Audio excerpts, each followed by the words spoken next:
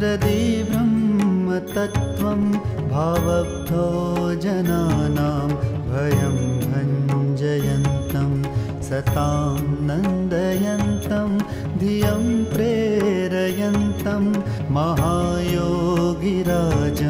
भजे सन्तरामम्।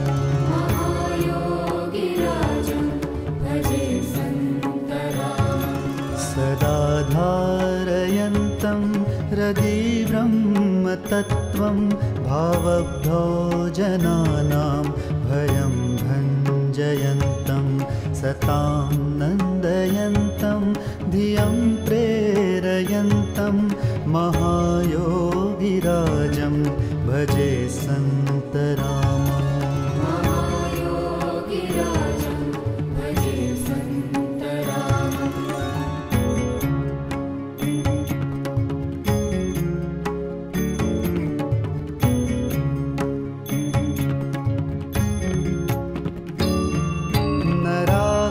नराकारदेहं परानन्दरूपं सदा योगभाजामधुरे वसन्तं।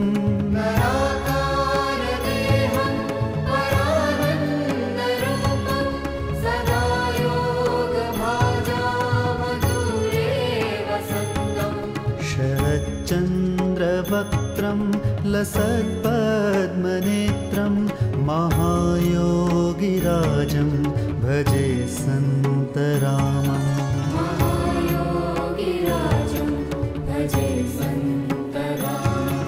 वरेण्यं शरण्यं चिदानन्दरूपं दयालुं विशालं गुरुं ज्ञानमूलम्।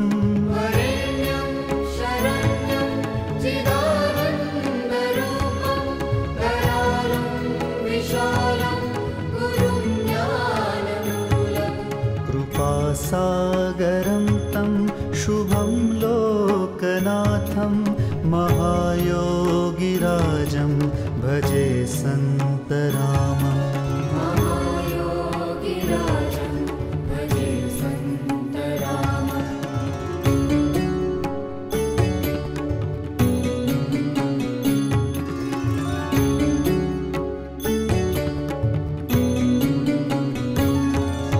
यतीन्द्रं मुनीन्द्रं व्रतेशं जनेशं महेशं महान्तं नतोऽहं नतोऽहम्।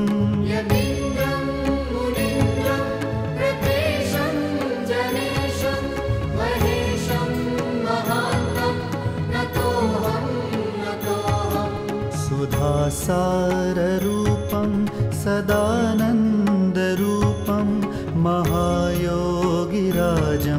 भजे सन्तरामम्।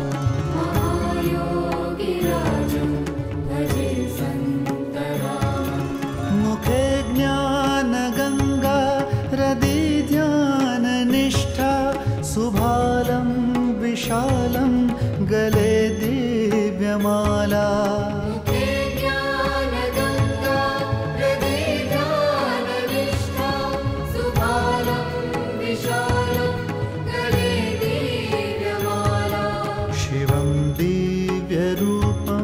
विशालं च वक्षो महायोगिराजं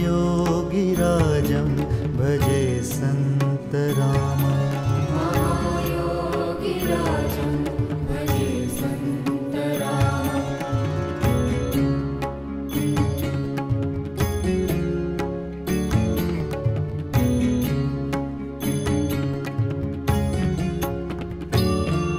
सुखं शान्तरूपं सदानन्दभाजां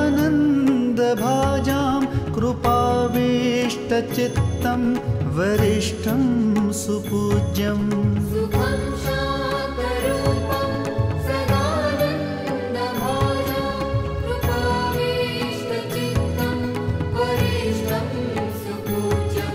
शुभं मङ्गलं वै लसच्चन्द्ररूपं महायोगिराजं भजे सन्तरामम्।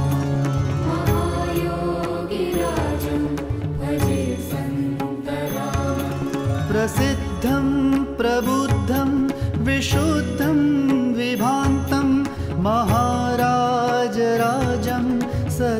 सौम्यरूपम् प्रसिद्धं प्रबुद्धं विशुद्धं विभातं महाराजराजं सदा सौम्यरूपम् सदैवं प्रभाते हृदि ज्ञाननिष्ठं महायोगिराजं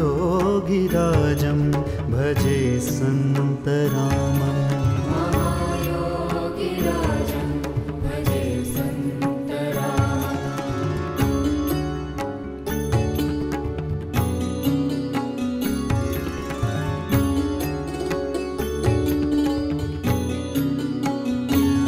प्रसन्नं प्रभुं पावनं पावनानां प्रकाशं शुभांगं सदा ज्ञानगम्यम् प्रसन्नं प्रभुं पावनं पावनानां प्रकाशं शुभांगं सदा ज्ञानगम्यम् समाधौ सुशान्तं विभुं व्यापकं तं महायोगिराजं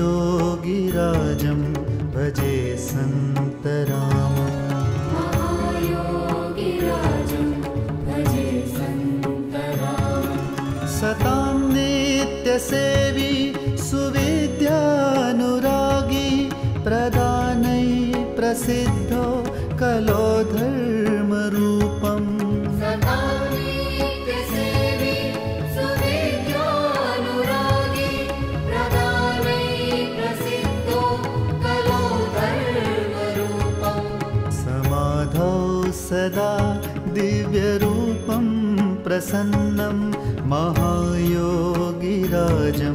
भजे सन्तरामम् महायोगिराजं भजे सन्तरामम् महायोगिराजं भजे सन्तरामम् महायोगिराजं भजे सन्तरामम् महायोगिराजं भजे सन्तरामम् महायोगिराजं भजे सन्तरामम् महायोगिराजं भजे सन्तरामम् महायोगिराजं भजे सन्तरामम् स्तोत्रं श्रीसन्तरामस्य कलौ कल्याणकारकम्